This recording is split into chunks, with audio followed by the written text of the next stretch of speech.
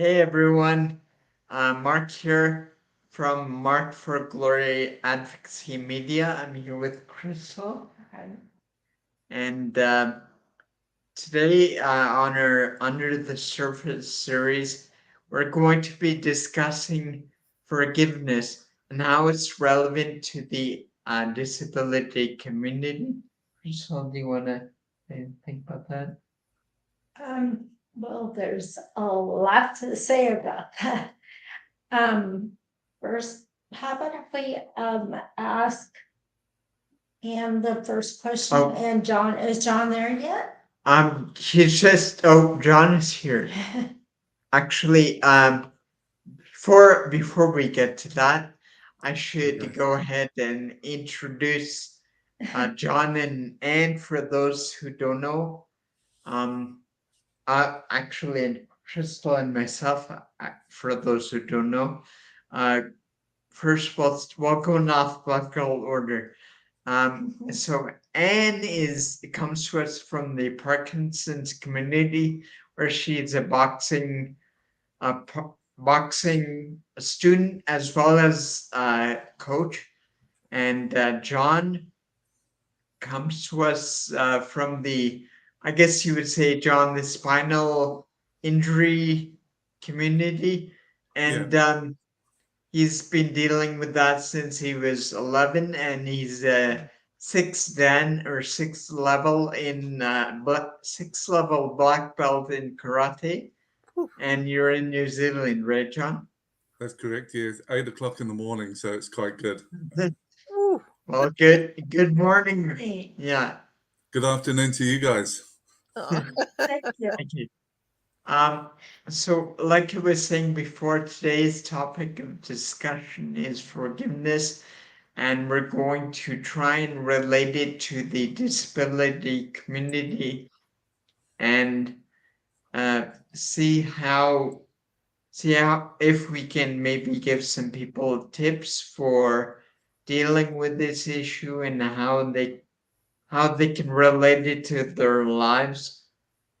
So why don't we go ahead and start off with the first question? I'll ask both of you, and certainly Crystal, and I'll try and give my best answer. So what does forgiveness mean to everyone here? Feel free to raise your hand if you want to add something. I'll let you go first, Dan. I'll be a okay. gentleman. All right. Um, it took me a while to learn that forgiveness is not a feeling and that it is, in fact, a choice. And it is a choice to let go of the need to punish somebody for hurting oneself. It does not mean that the other person did not do anything wrong. It does not mean that it didn't injure you or that it didn't hurt. And it doesn't mean that you have to forget. It means that you are releasing the other person, from my faith standpoint, to God, who understands that person with a fullness and a compassion that we're just not capable of because we don't know each other's stories. And when I forgive someone, I'm saying to God, I'm not going to avenge myself on this person. I am going to let God sort it all out and just bide my time. Let's see what happens. And I've had a number of relationships that have been tested by real injury happening in both people, real heart type injury. And that is when I started researching forgiveness. I actually found a wonderful book by June Hunt called How to Forgive When You Don't Feel Like It. And it was tremendously helpful. It helped me realize that by releasing somebody else and not trying to teach them or show them um, or force guilt on them or anything like that, I didn't have to drag around a difficult relationship that I frankly didn't know what to do with. And that's especially helpful for me because I have the worst time forgiving people who are guilty of things that I've been guilty of. And especially if I have not admitted it to myself, then I can really come down on them hard. And this way, basically, I'm a fellow learner and a fellow offender. And we're both just trying to learn how to be decent human beings who do a better job of treating each other as if we were human.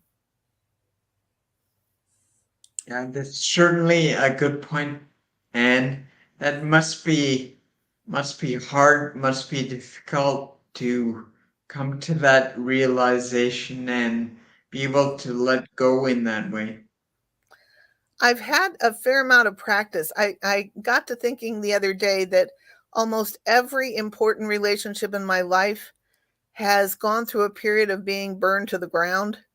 And then wonderful things have sprung up eventually in God's perfect time if I've just let them alone.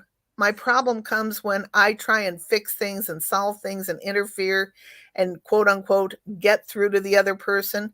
That is almost always a mistake because I really don't understand what's going on. For instance, I got in a terrible interaction with my mother-in-law at one point in our lives, and it took a year of talking and praying and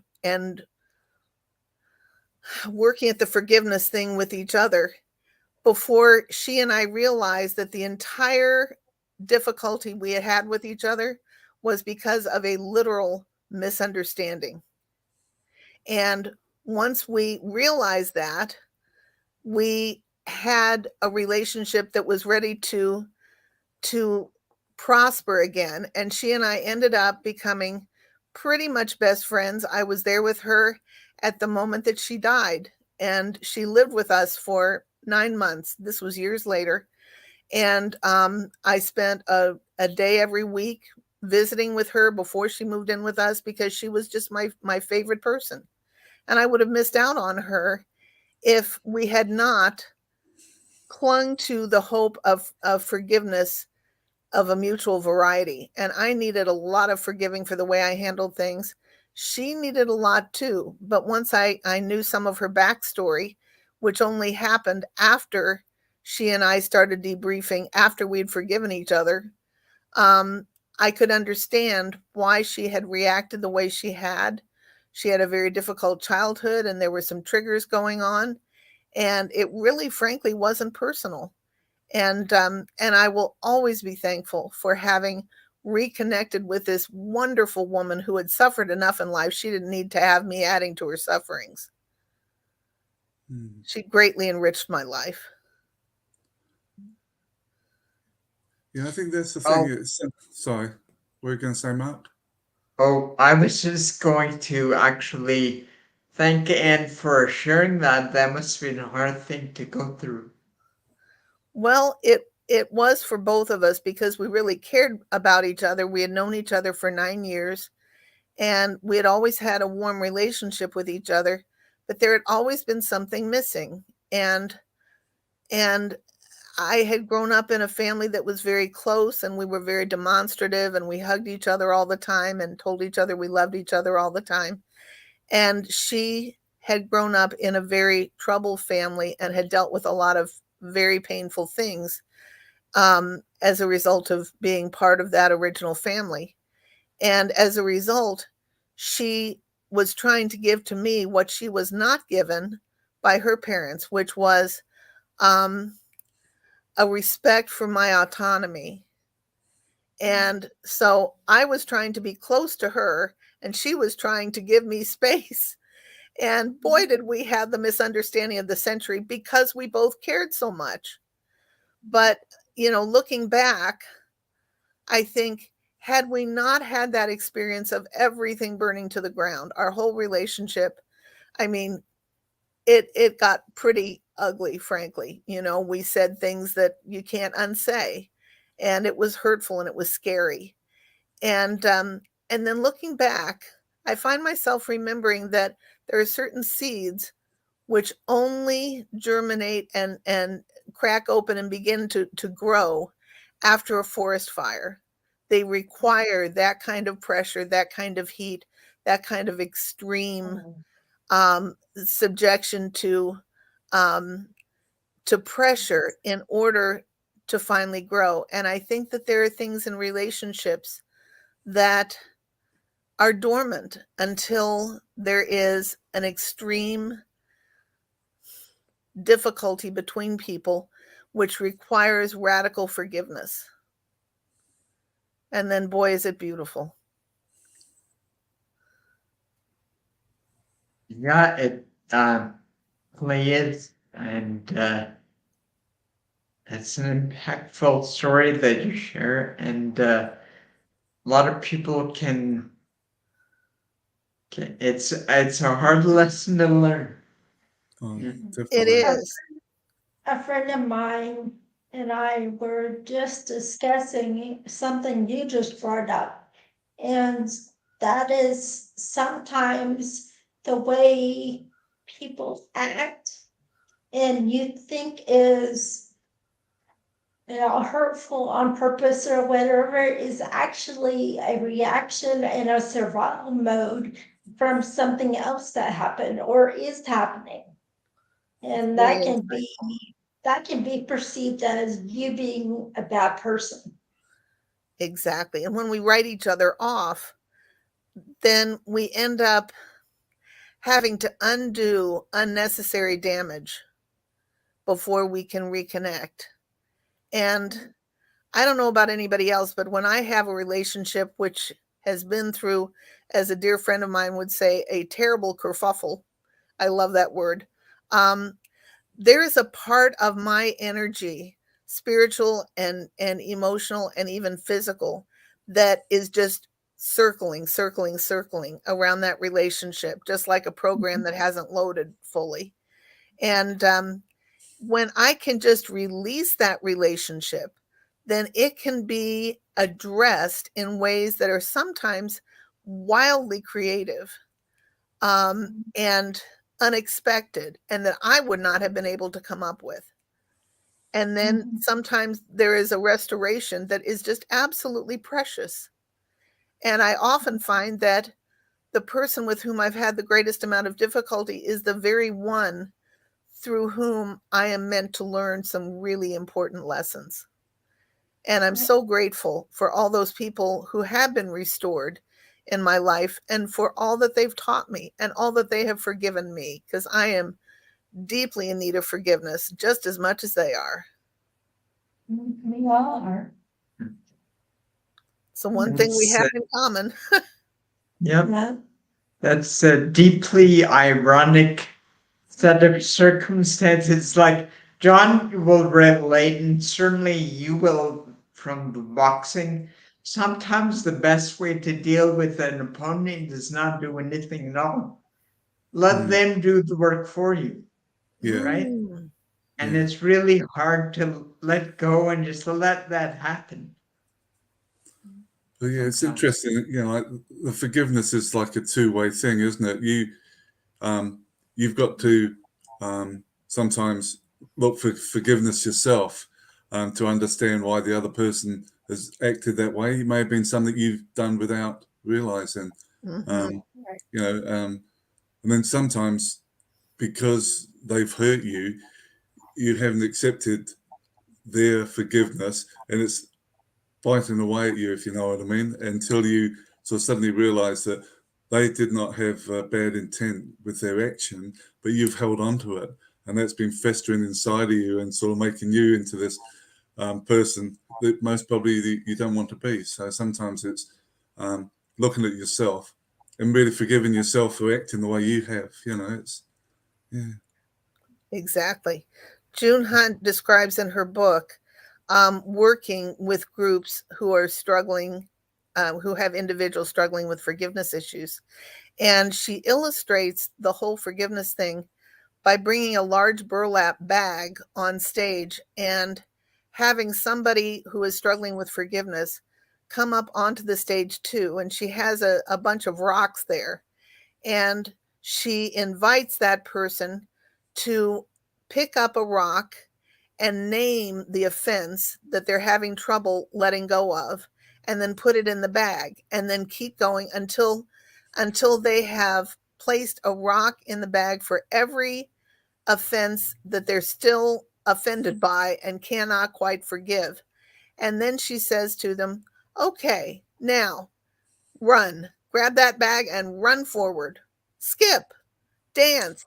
And of course, they can't do any of that because they have this bag that is so heavy and it's dragging them down, regardless of how it affects anybody else.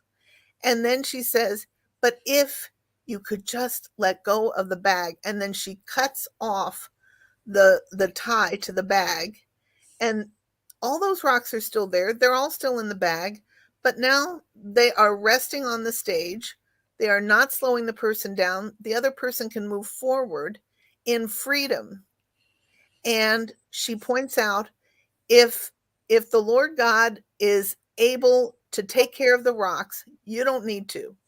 You can live out of a place of freedom and peace. You are not going to be burdened by these offenses and by the pain because you're not trying to carry them forward into the future. And that really hit me where I was struggling at the time. I thought, I am quite a rock collector.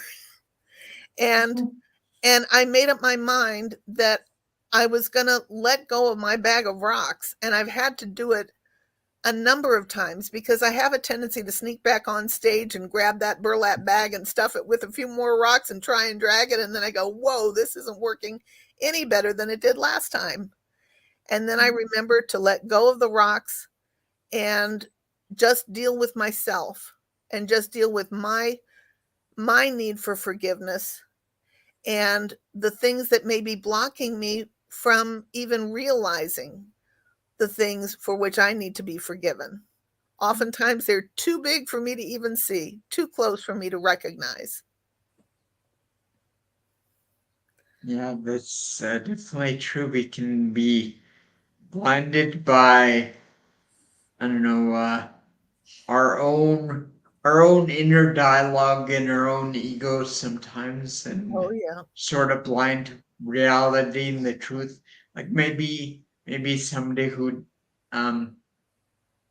did something, some offense that you perceived, maybe they didn't realize what they were doing, or had something in the past, like we mentioned before. Exactly. Um, A friend of mine, Reverend Catherine Sorry. Robinson, was very helpful to I me think we're all having in a connection discussion. issues all Oh, at the sorry. same time. Yes. Oh, sorry. But no, everyone's cutting in and out. Well, before we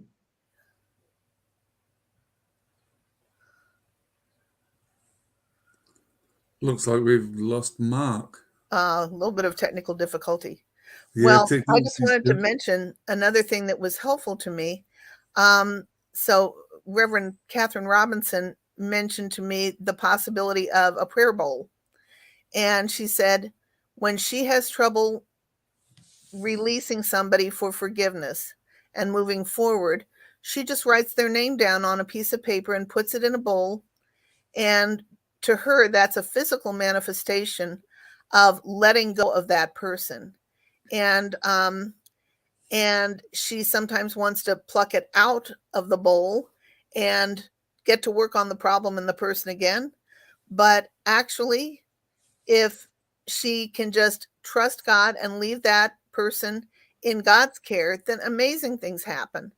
And Yeah. I'm happy to say that the three people I have released in that way have all gone through such beautiful transformations. I admire them very much and love them very much, and I'm so grateful for them. And I just had to like get out of the way and get over myself too. Yeah. Welcome back, Mark. Technology. and Crystal, yeah, we had some internet connection issues, it appears.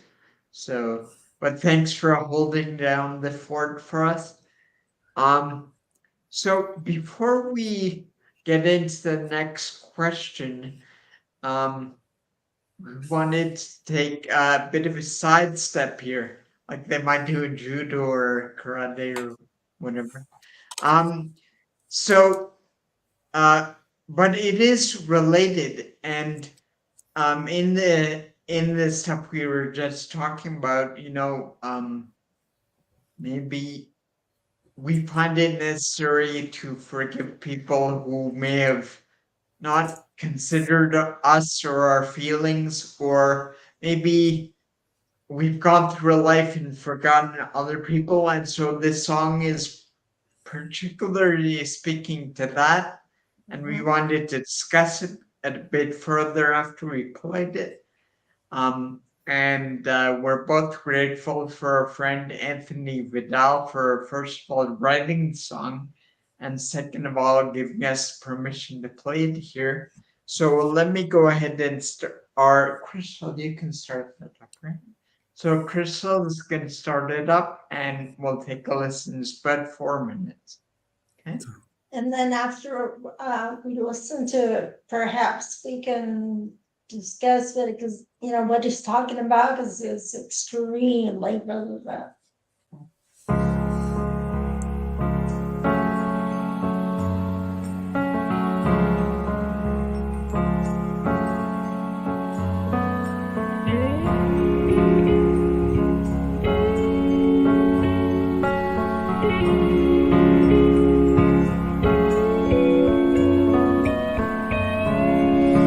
Look at the world around me. See all the inhumanity. Have we forgotten how to love?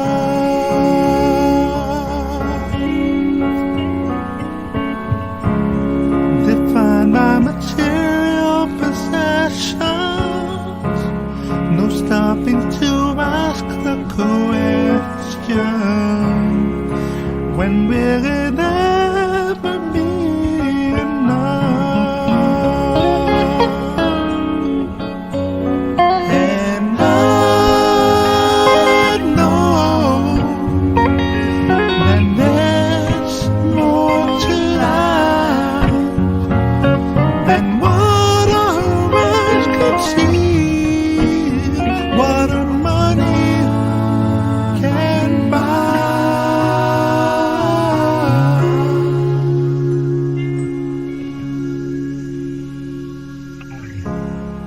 Every day it's the same routine, satisfied with conformity.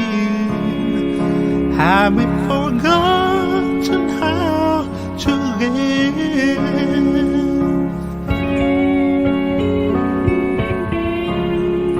Whatever happened to compassion? Wanting is a selfish action. Have we forgotten how to give?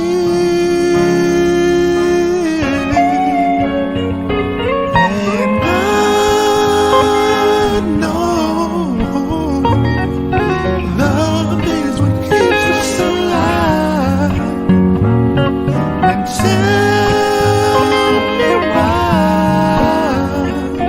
tell me why it's so hard to find. How can a person be without love? Every day, show love. Open up your heart, and give your love away. Try to remember, try not to forget. We're all human, spirit all togetherness. Oh yeah, and all in time, the world will love again.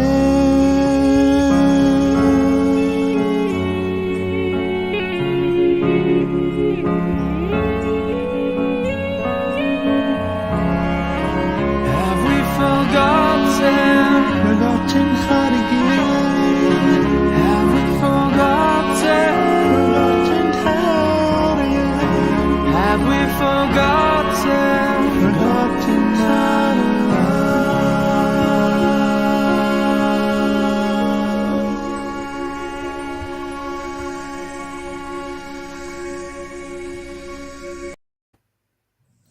Bravo. Nice. That's beautiful. There's, I was amazed. There's so much we can talk about the whole thing, but watching it, what are your thoughts, Ann and John? Was watching it, had lots of different thoughts going on, sort of. No, we can go in so many different directions with this. Yeah. It, part of my job is, sorry. One of my jobs is disability awareness training, and it's people's attitude to how they deal with you with your disability, and often not they're talking down at you and slowly, and that's sort of sometimes you have to forgive them because they haven't had the experience, and all these thoughts of a recent training session I had was in that, and sometimes I think you actually have to love yourself. They kept talking about have we forgotten to love, and I think we're so busy with society, we're so busy, technology takes over everything, our phone goes, we don't seem to have time to just relax and take time and listen to people. And I had someone chatting to me the other day, they're really frustrated looking at changing the direction of where they're going. And there was a really good book by an English gentleman, he's a hypnosis, Paul McKenna, Change Your Life in 7 Days. And there's a little disc you listen every day with it. And it really is making you look at yourself, because quite often we forget to love ourselves. We're sort of focused on so many other things.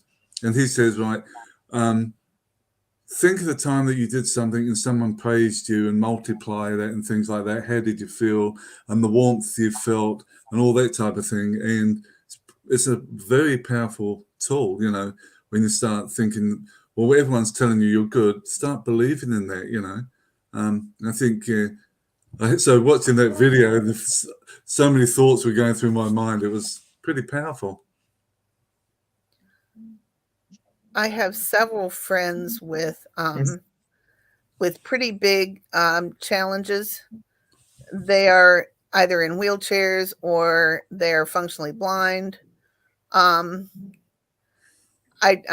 find myself drawn to people who, I guess, show courage and perseverance in the face of obstacles. And I have heard some stories about the way that they have been treated by others, and I am appalled, absolutely appalled. These are lovely, lovely people who are gentle and kind and respectful of others, and who are also sensitive, caring human beings. And it seems like with the least physically powerful people, and probably also, the ones who have mental disabilities as well, it seems to bring out the best or the worst in people.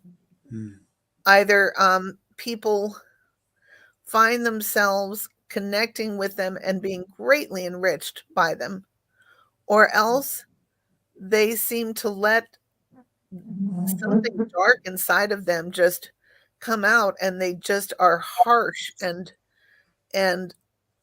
uncaring and seem to dehumanize others. And it's enough to break my heart, because I feel like societally we're kind of in a place in which more and more people are dehumanizing others and treating them as if they were incapable of feeling pain, just like we ourselves feel, or humiliation, or fear, or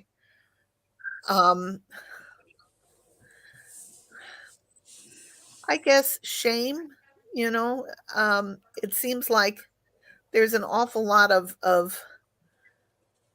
ill treatment that is bubbling to the surface in people's lives, and I think that does say something about how we're used to functioning as a society. It's almost like rather than protecting those who need a little bit of extra help, and then humbly learning alongside them and from them and with them, we are taking out our anger and our sense of helplessness and maybe our own feelings of self-worth on them, and becoming, in fact, a little less human when we do so.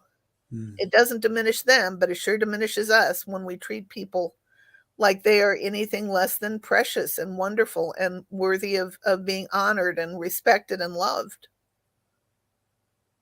Right. That's certainly true, and it's actually it reminds me of what we were talking about before we started here about I personally I can be little bit robotic at times. No, And- you, and I'm sort of the guy that likes to do the technical and be behind the camera. Mhm. So, sometimes I get a little bit uncomfortable, but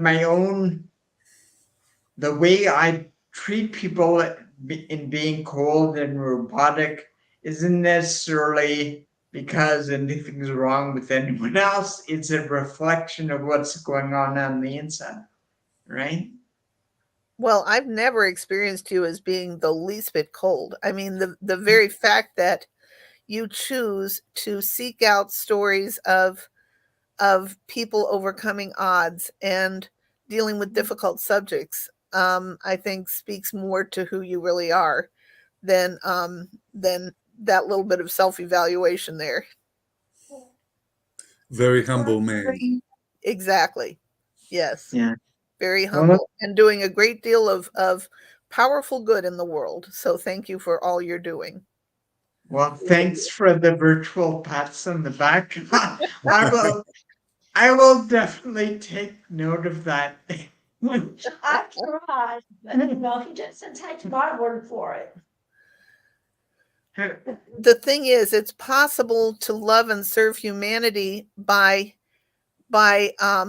dealing with situational and logical things that help and serve others. My husband is that way too. I tend more to connect with the personal to try and help people feel better. He tends to connect with the situational things. So he's the one that my friends in wheelchairs will talk to about why they have lost connection with the outside world because their computers aren't working right, things like that. So that's his way of loving the world. And I think that maybe, that's just as legit. It's just a different angle. That's all. But it's needed. I sort of sometimes I've got a few friends at the moment. I think most probably worldwide where people are relying on carers to come in, and so often at the moment they're being let down, And I was thinking of them when we were talking about forgiveness because one person says, "John, I'm at my end here. Every day it's happening," and things, I forgave them the first time and then the second time.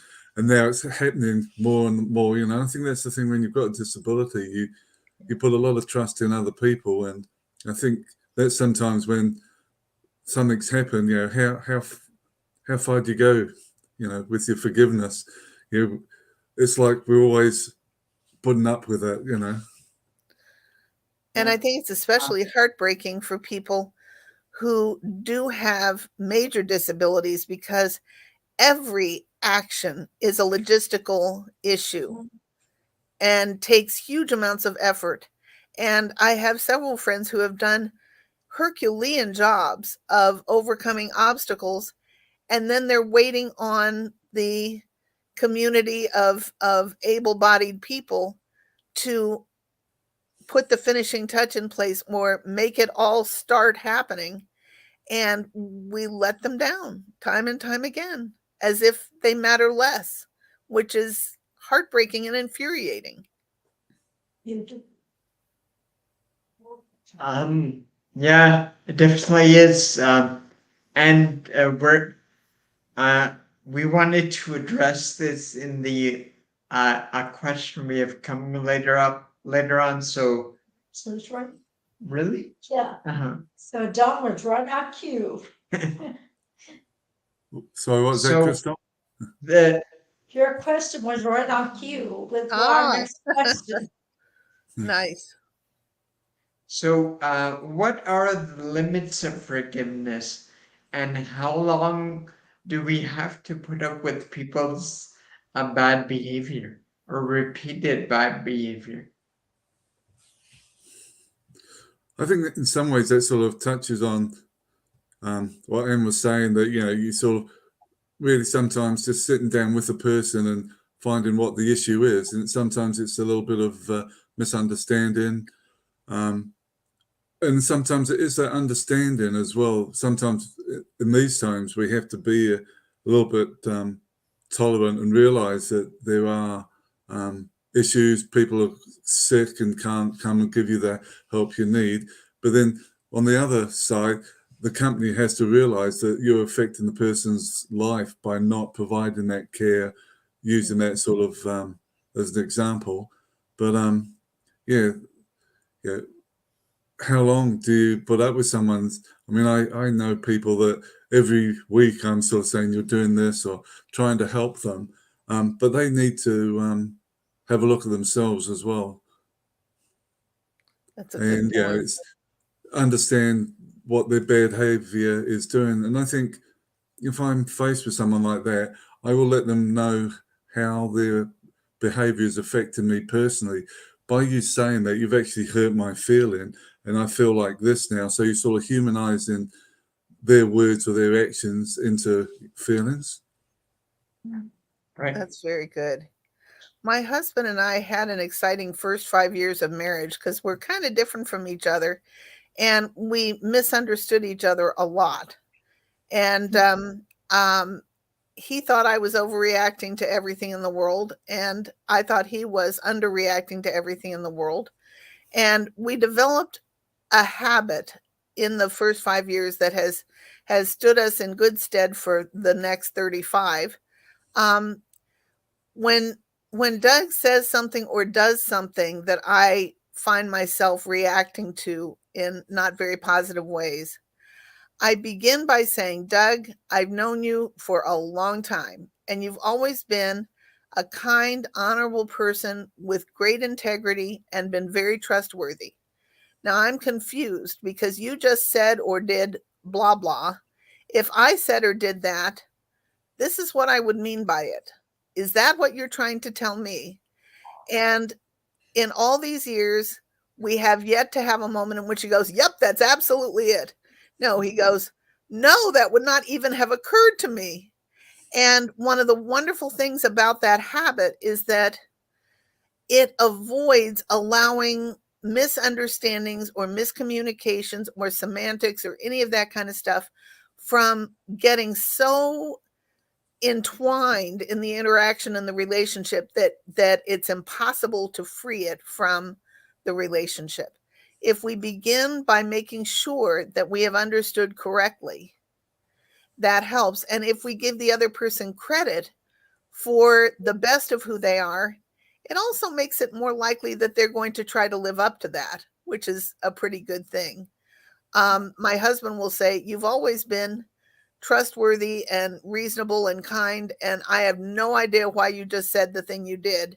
Then I can correct it, and I'm more likely to do it in a way that is kind and reasonable and all of that, because he's just given me credit for all those times when I have been that way. So that's been a very handy thing. I think there is a difference between forgiving and putting up with repetitive bad behavior. And it's taken me a while to get to that realization, but I feel like I'm called upon to give unlimited forgiveness because we all need it. We need to be forgiven over and over and over, self included. But putting up with someone's repetitive bad behavior can be a very bad thing, not only for oneself, but also for the other person. I know that when I have behaved badly, and I get by with it, I'm more likely to continue in that behavior. For example, for many years, when my anxiety would kick up, I would be unpleasant with the people I loved who happened to be around. This became very obvious when I started college and roomed with my sister, who is a couple years older and who is the kindest person in the world. And she would ask me, "Well, how are you doing today?" when I had just come in from a class, and I would have been procrastinating on a paper, and so I would be in a bad mood and I would growl at her. And she would always just put up with me. She would just forgive and forgive, but she would also put up with my repetitive bad behavior. Then when Lent came around, I decided to give up something a little tougher than chocolate, which was taking out on somebody else my bad mood when they had done nothing to deserve it. It was life changing for me because for 40 days, I gave myself permission to dump on my poor sister if she had behaved badly and deserved to be jumped on and dumped on. That did not happen even once. I discovered the entire problem with my grumpiness was totally coming out of my own issues. So I was ashamed to admit to myself that the problem was not my sister, the problem was totally me, and I had to take responsibility for it, and I had a choice in it. And you know what I used to say to my children when they were growing up and sometimes behaving badly, and they would say, "But I can't help it, she made me so mad," or "He was so exasperating." I would say, and this is kind of obnoxious, but I would say, "Okay, so you're telling me that if a bad guy broke into our home and held a gun to your head and said, 'I'm going to pull the trigger and blow your head off if you react to the way your brother or sister was annoying you,' you're saying you would have no choice, you would just go ahead and react and have your head blown off?" And they would say, "No." And it was my rather icky way of bringing to their attention the fact that they have a choice in how they react to each other. And what do you know, they both turned out to be really lovely people, who treat their siblings and their spouses beautifully. So um, it was also a good reminder to me that I have a choice in terms of how I react to people.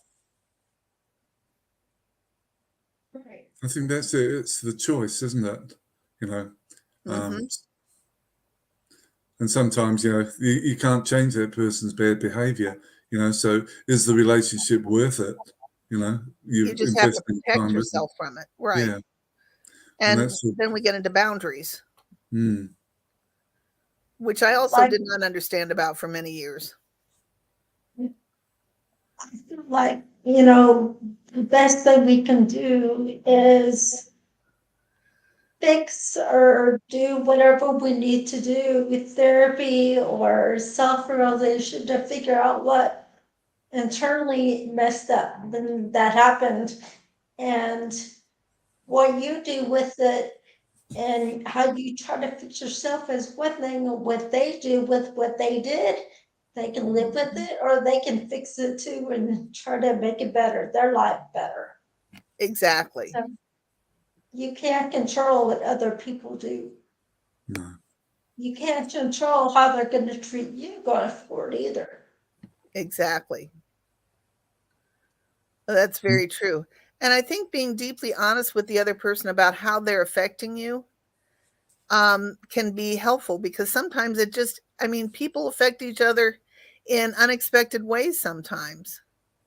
I can think I'm trying to be helpful to somebody I love, and I'm really annoying the heck out of them, and they're feeling talked down to or preached at or whatever, and I have to learn better ways of handling things,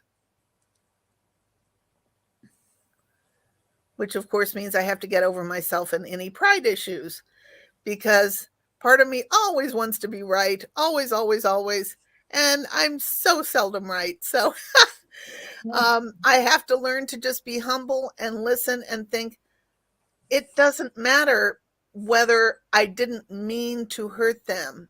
The fact is, I hurt them. It's like if if you're driving a car and you hit a bicyclist and they fly off the bike and they get all skinned up, it doesn't matter that you didn't intend to do that. They're still hurt. And that's still a reality you have to deal with.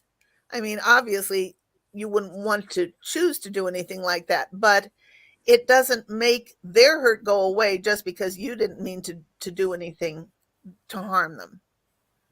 And I think we have to take responsibility for the fact that lots of times we mean well and we do badly nonetheless. And there are things we need to learn. I kind of thank you very much. That was very insightful. We all need to really reflect on those things. But that kind of brings up, so we're talking about forgiveness, but how is accountability related to that?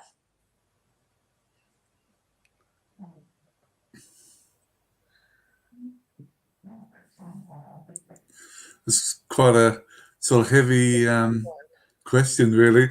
The person, I think, has to understand how their actions have affected you.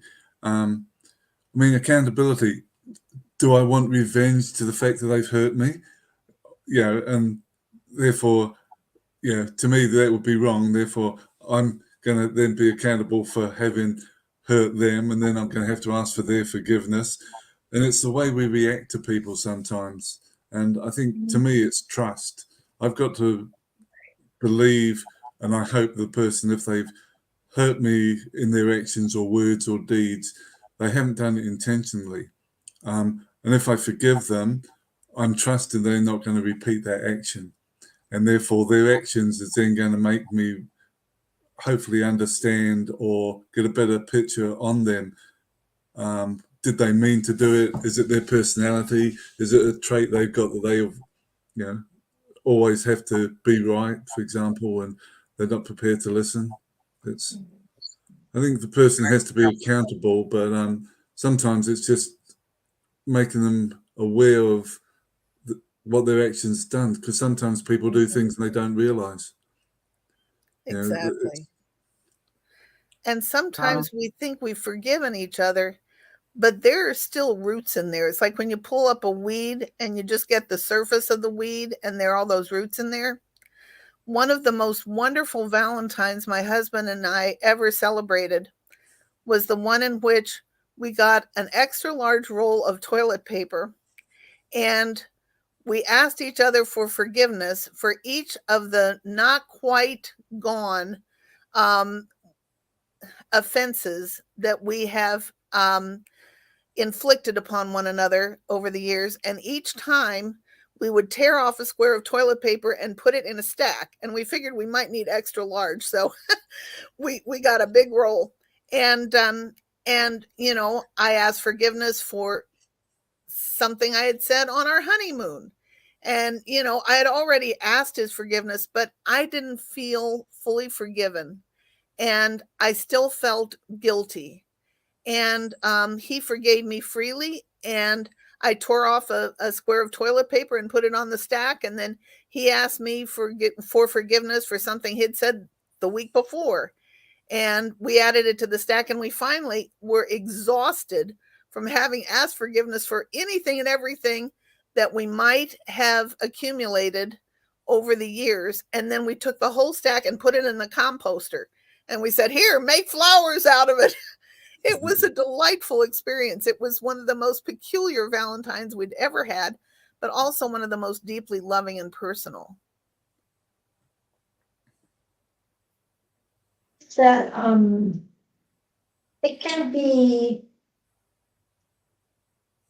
exhausting when you're so much so wanting to figure out what happened and do what you need to do to repair whatever internal problems that you may have.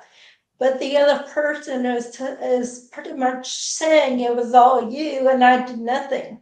So until they hold themselves accountable and talk to you about it like adults, Mhm. then they don't get it and they're too egotistical to even come forward.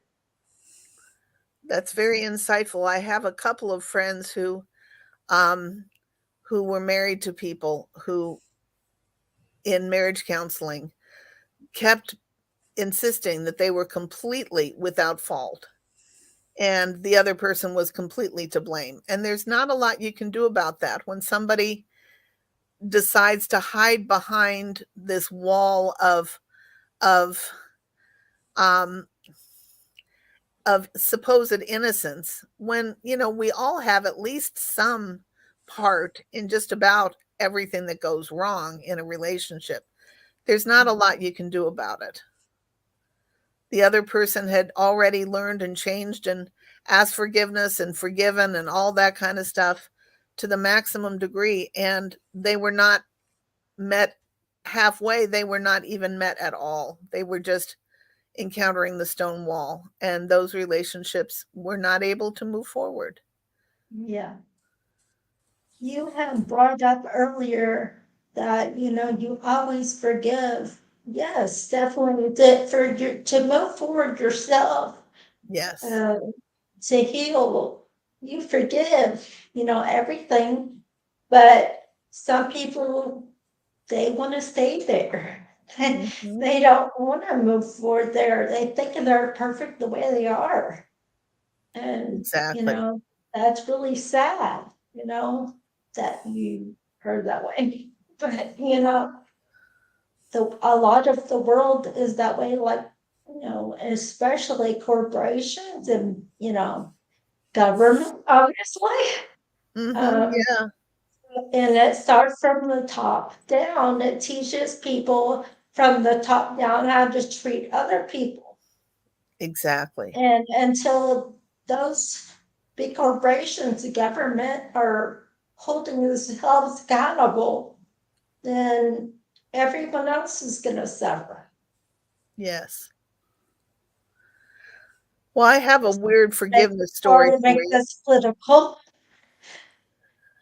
Back when I was 16, my hot-headed mother and her hot-headed daughter had what we now refer to as a spirited discussion about something, and I lost it and I behaved terribly. And I asked her forgiveness at the time, and she forgave me. And when I was about 50 years old, I was still carrying the burden of not having forgiven myself. And I got down on my knees in front of my now elderly mother and I said, "Mother, can you possibly really forgive me for what I did and said when I was 16?" And she said, "What was that?" And I had to go through the whole story with her. And she said, "Sweetheart, I have no idea what you're talking about." And Yeah. I think that that's a good reminder that when people are truly sorry, love can, in fact, forgive things that one thinks are unforgivable. But we also have to receive forgiveness and not just forgive others. And receiving forgiveness is sometimes hard. It took me decades to receive that forgiveness. And I'll always be thankful to my mother for having given it so freely, even at the time, that it just evaporated from her awareness and memory. And I'm so thankful for that. Thank you for sharing that again, Anne. Mm. I've had a lot that has needed forgiveness in my life. I really have.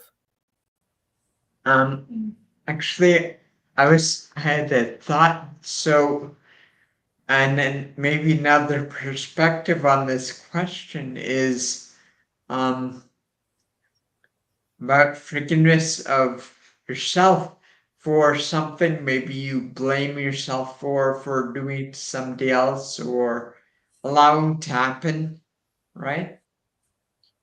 Um, and um, accountability surely must tie into us being accountable to ourselves for giving ourselves forgiveness and releasing ourselves from that psychological or emotional burden, right? And what about the accountability? Again, this is not to blame victims or anything like that, but certainly I have experienced things which lead me to blame myself for allowing them to happen. But once I also I have to forgive myself as well as take the accountability to grow myself and learn how to set boundaries better. Yes, absolutely. And a bag of rocks is a bag of rocks, whether it's filled with things you haven't forgiven in someone else or in oneself. Mm. And none of us can dance, none of us can run or roll around in a grassy field or sleep well at night if we're dragging around a big bag of rocks. It's too much work and we're too weak and life's too short. That's true. Good, Paul. I think was there one more? Yeah. We talked about accountability, but how when someone doesn't admit to their mistakes or they're not, they don't want to be accountable, Right. how do you then move forward? That's a hard one because everybody does it differently. And think that we sorry, I really- just wanted to add one thing here. Of course, everyone does it differently, and everybody who is needing your forgiveness may not necessarily, they need to be handled different ways depending on who they are and what they've done and the intention behind it. I remember going through a period of unforgiveness with someone many years ago, and a friend of mine said that one of the great saints had a habit of when he was praying for his enemies, he would pray for what they were struggling with and his version of that, like, Lord, please forgive so and so for his untrustworthiness, and forgive me for the same. Forgive me for my untrustworthiness. And I thought that was an interesting point, because it's easy to see the things in other people that really ought to be changed, but that can also distract oneself or blind oneself from the things that we ourselves need to change. And as long as we are asking for forgiveness for on the other person's behalf and our behalf, then we cannot succeed in dehumanizing them or allowing them power over us. We're just basically humanity recognizing the brokenness of other humans. And that's a healthy thing. John, do you have anything to add to that? I was sort of thinking like, it's sometimes I just acknowledge their behavior. For example, if someone's continually doing something, I realize I'm not going to change their behavior. So I sort of try and change my perception of what they're doing. Or, for example, I think, well, they're doing it for a reason. They've obviously had some experience in their life that's making them react this way. I'm not going to change it. I'm not going to be able to change myself, but I can change the way I react to what they say. So I've got two ways to react. I can take it personally and take it to heart, or think, well, they didn't mean it. It's just their problem. And then it's like that stone. I just leave it in the bag. I just put it there. I don't even carry it around with me. It's their issue. and they're the ones who are going to live with it. And I think so often we carry their stone for them, if you know what I mean, using that That's instead of good. thinking, well, it's not mine. You can have it. You can do with it what you want, but Mhm. I don't have to take any of your baggage with me. It's very, very hard to do, but it's just sort of thinking, I've got two choices. I can take it to heart, or I can just think, well, bang, it's just them. And And yeah, sometimes I pray for God to heal them of whatever it is that is causing them to behave the way that they're behaving. yeah, Because I know that usually when I behave badly, it's because there's some sort of wound inside that I haven't acknowledged and that still has power over me. And I need help. I Well, remember. you're not alone, and we all need help. Oh, we do all And have that in common. You're right. yeah, definitely. And on to more about what you said, certainly it can also be generational, Yes. or they may have circumstantially dealt with the situation in their past growing up or even recently, something they dealt with and they've been projecting it on other people because they're hurting and not knowing how to deal with it internally in themselves. So you have to forgive that. Mhm. But it like I said, it's generational. So that happened, and they're thinking to themselves, I don't need to say I'm sorry. I don't need to be accountable for it because this is what happened was not my fault. So why should I be sorry to you? But Right. yeah, so that's a hard one. And it's also hard for the person who's on the receiving end of whatever this generational, uh, this person who has received these, been indoctrinated with these bad habits is giving to the receiving person.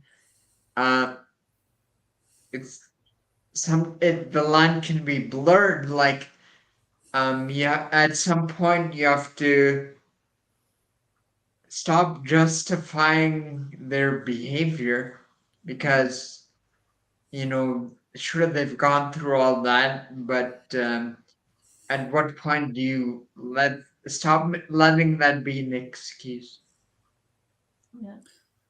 I think it's sometimes it it's is a just hard saying, yeah, it's just drawing their attention to the fact that, are you aware that the way you speak to the people can rub them up the wrong way? And sometimes they're not even aware because they've been doing it I won't say all their lives, but for a certain length of time, and it's become a habit. Or they just feel very negative inside. So you might say, that's a nice shirt you've got on today. And what's wrong with it? Mhm.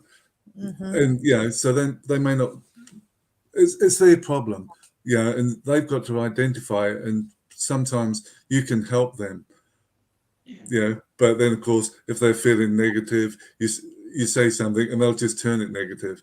that's It's Right. that's the key word there. The operative word is sometimes, yeah, because it all depends on their receptivity to what you're saying, right? mm, If they don't want to hear it, or they're denying um, what you're saying to them, then it's not going to get very far, yeah. No, it's not going to be received very well. right? And I think, and that's the thing for us to realize that it's not our problem, it's their problem. We're trying to help them, but we don't take it on board. We're giving them the tools, and it's what they do with them is their Right. choice. I find myself remembering what Jesus said about, Father, forgive them. They don't know what they're doing. And I think, that's the common condition that we all share. Right. We don't know what we're doing. And we flounder around and we hurt each other and we sometimes hurt ourselves. and we make a royal mess of things. And so we're all in desperate need of forgiveness. And if it flows freely, then we're also free to learn and to do better the next time. And, if we wounded each other and if we say, I really value you and I really value our relationship, and I don't feel good right now about the way we're interacting, can we talk about what's going on? Because you probably have very good reasons for reacting the way you do. And I have some very good reasons for reacting the way I do. Let's get it on the table so that we can fight for our relationship together. Sometimes that's pretty powerful. That's the thing, that the person has to be aware of their wrongdoing so they don't repeat it, because sometimes they've asked for your forgiveness, but then they'll turn around and do the same thing again. Ask for your forgiveness and do the same thing again. It's like a vicious circle, Right. And sometimes I need to be called on things. I develop bad habits and I get sloppy. And I need for the other person to say, look, this isn't just affecting you, it's affecting me, and this is how.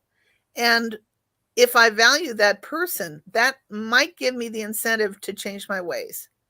And that's good for both of us. Yeah. So does anyone, before we end off today, does anyone have anything to add? So did you have any other? Yeah, so I was thinking of all these topics that we've discussed, not just here, but in all our episodes, on this Under the Surface series.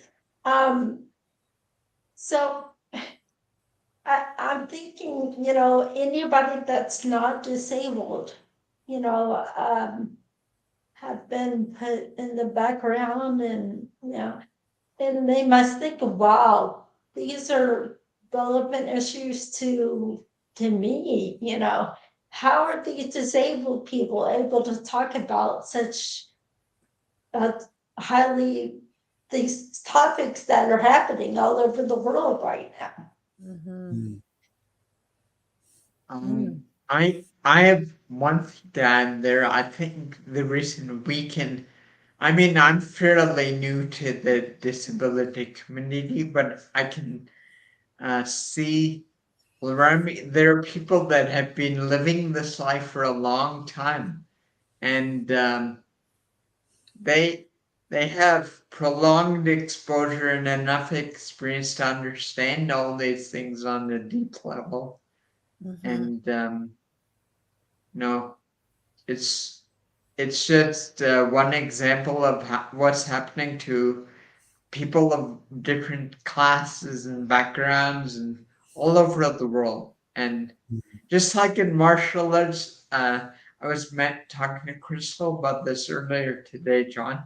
In martial arts, if you've been doing it long enough, there's no difference between Kung Fu and Karate and Muay Thai, and it's all the same thing. Exactly. Getting punched in the face means the same thing in every language. Definitely. That sounds like something that should be tattooed on each of us. That's wonderful. Don't give him any ideas. Oh my. It's good. And that's the thing, like someone said to me the other day, what is the best martial art?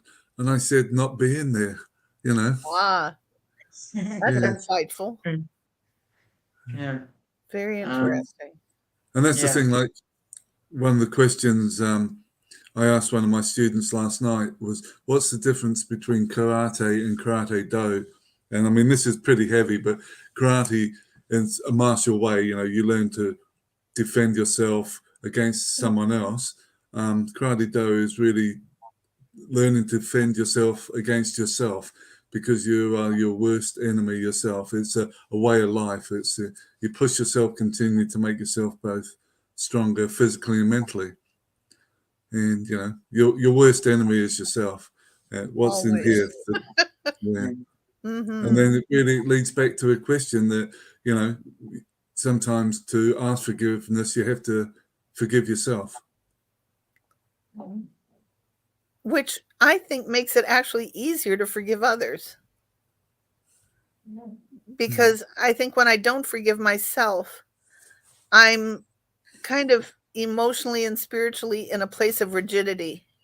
And that doesn't help anybody. I know that, that it's important to remember to keep your knees slightly flexed so you don't get knocked over in the martial arts.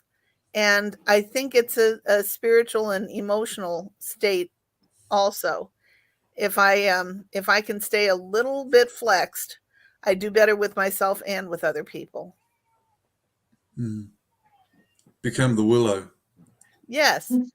And it's one of the wonderful things I think about getting older, because when I was 16, I was so opinionated and black and white about everything. And I was ready to rule the universe, and it didn't work out. And, it's kind of wonderful to be 65 and too tired to try and rule the universe, and to discover that the universe is really quite interesting when you just sort of observe instead of try and control. It's lovely. You were talking about the willow, right? It's got some extremely strong roots. Well, I do hydroponics, and onto the same subject, onto like forgiveness, and then also about plants and trees and stuff like that. If you don't shed that stuff, that bad stuff, the dead stuff, the things that have happened to you, or things that, that you're holding on to, those things cannot flourish. They can't flower. They can't bloom out the really pretty scents or the really pretty flowers or fruit or vegetables. And you've got to let all the other stuff go, so this things can happen. And if they don't have strong roots, forget it, because you're not going to see the good things about them and the good roots that they have and the person they are if you are held down. There's a lot of work done on that. There is, for sure. And Crystal taught me a thing or two about wisdom, and Yay, Crystal. and a little bit about hydroponics. There's one thing we discussed before that wanted to add. Of course, what you mentioned is true. Also, sometimes if you're doing hydroponics and you maybe have two different varieties growing close to each other, if one is doing really well, like it can suffocate the other one, or it can just grow too big and take up too much room and take up too much resources, right? And take away from what the other one's doing, and the other one ends up getting sick and dying, right? So, I mean, plants can't do a lot to protect their own space. We have to do that for them, but in most cases, but the thing is, with people, we have to look out for people that need that space protected, because maybe they aren't in that space where they have the capability for themselves. Yes. And us as individual plants have to do our best to protect our own space. Yes. That's true. That's a good balanced way of looking at it. And You're both also, flourishing. You're both nice plants that are doing well. Yeah. Well, I try and remember that God gave me big ears for listening. You do it beautifully. I thought it was when I was a kid, my mum and dad could drag me along. Yeah. Oh, It's not always easy to do, because when I look in the mirror, I'm reminded my head is bigger, and it sometimes takes over, right? Oh, that's wonderful. And but I try and don't always get it right. Like 9 times out of 10, I trip over my own feet trying to get to the finish line, right? But Oh boy, I you know, relate. yeah, Someone keeps moving the finishing line. yeah. Well, the ironic thing is that, especially, um, you know, living living a life, and hopefully it's a long life, you begin to learn that there is no finish line. Mm. Mm, The finish line is just something that's imaginary, and you don't have to chase after anything so hard. And it's the chase that does you in. That's an interesting image. Now I'm starting to picture the finish line as being a slingshot. Ka-choom! And off you go. There is a finish line. Yeah. Yeah. Right. You know, It's a launch pad. we can I be hope I on don't. just, as a stopping point to somewhere else. So Yeah. we're not on a finish line, maybe we're just barely getting started. Mm. Good point. I think if Maybe. the finish line means you're going to stop learning. For me, I'm always looking Right. to improve, learn Right. more stuff. And, Right. yeah. Then I think there's definitely a God, but I don't limit him to necessarily earth and that's it. Right. He created a lot of things. So, it's kind of egotistical to say that this is it and this is all he's got. There. Here's I had a here's friend who used to another say, here's another analogy for yeah, you. That we're just riding with training wheels, and once we've caught our balance, our dad's gonna take our training wheels off. And oh wow, that's wonderful. That is wonderful. There are some good things to being an overthinker. I had a friend who used to say, "Don't make God's shoes too small." And I thought that was a wonderful expression. I think that there is so much that is so much bigger than we have any way of seeing because we're like little ants and we can see what's right in front of us. Right. But there's a big, beautiful, wonderful universe and it's a privilege to be a part of it. Oh, definitely. Mhm. And I mean, that's a great thing with technology. We sort of moan and groan how bad it is, but look at technology bringing us all together. Isn't it You know? lovely? Mm. And giving us a chance to learn from each other. What a joy.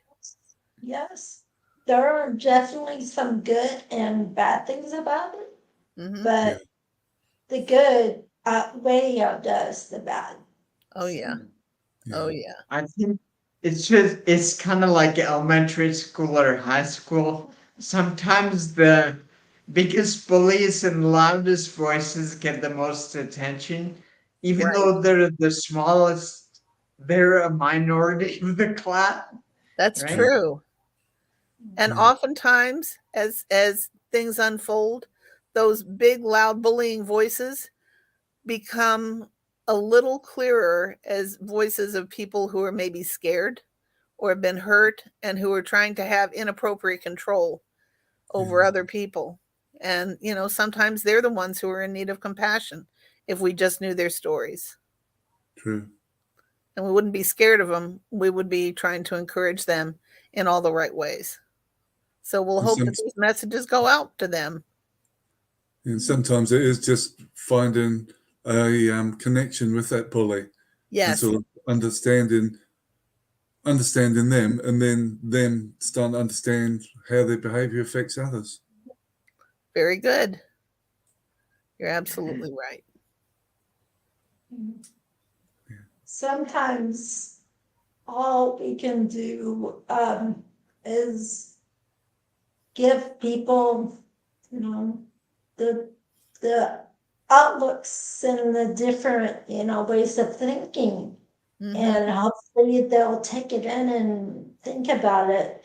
And people are not so gung ho about their way, the only way, and the right way. And also, given that we have a disability, and in the past, our perceptions and ideas have been looked past, and they're not relevant. Maybe now people will be able to openly, say, hey, they have some really good ideas. Let's Yes, also put those in there. that's absolutely right. Yeah, I have a friend who's sort of a mover and a shaker, and she is teaching all the rest of us an awful lot. And her wisdom runs deep, and her insights are wonderfully imaginative and life bringing. And I'm just so grateful to have her in my life. It's great to have people like that around you. And yeah, I mean, both of us are really grateful for you, Ann and John, and taking the time to speak with us and contribute your ideas. And you know, hopefully we impacted some people out there who are listening to this or who are going to listen or watch it later. And certainly we're thankful to Anthony Vidal for Yeah. sharing that great song with us that Wow. we were able to play. Very powerful. One in it.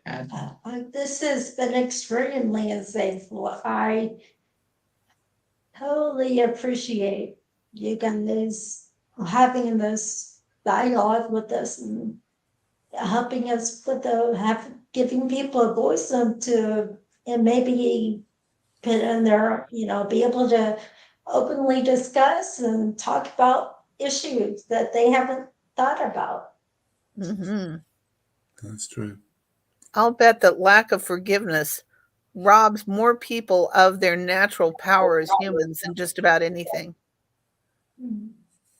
And boy, think about all of the energy and creativity and love that would be unleashed in the human race if we could just forgive each other and ourselves. For sure, for sure. The way Anthony's video, so very well articulated what not only disabled people have been feeling, but different minorities and homeless people and, older people even, they often feel forgotten, Yeah. and so sure, everybody needs these tools and everybody needs to forgive, some people, but it really puts into perspective those people, of course, those are the target audience that, anybody that's watching us would probably be, and I'll say it's at least touched one or two people, at least. Absolutely. That's true. Well, thank you so much for giving us the opportunity to explore these issues with you. Absolutely. That's been really good. Thank you. Mm-hmm. Thank you. Thank you so much. Bye. Good to see you guys. Absolutely. Thanks a lot. Have a Have good a great day. And enjoy the rest of your day. thank Yeah. you. Me too. You all too. Thanks a lot. Bye. Bye. That's true.